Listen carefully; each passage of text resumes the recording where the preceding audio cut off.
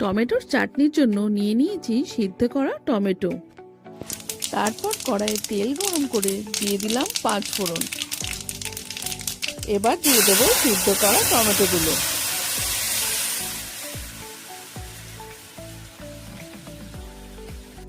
এবার হলুদ গুঁড়ো দিয়ে ভালোভাবে মিশিয়ে নেব।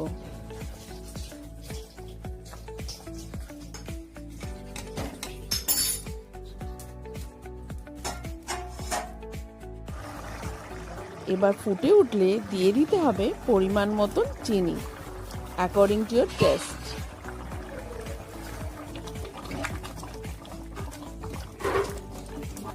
চাটনিতে যাবে খেজুর, আমসত্ত্ব, কাজু, কিশমিশ আর টকের জন্য লেবু। প্রথমেই দিয়ে দিলাম কাজু আর কিশমিশগুলো।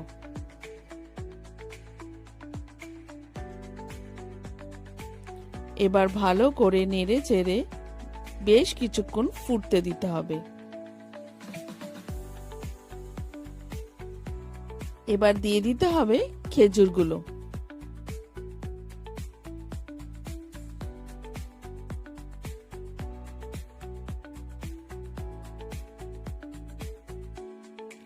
খেজুর দেওয়ার পর একটু ফুটে উঠলে গ্যাস নিভিয়ে আমসত্ত্বগুলো দিয়ে দিতে হবে।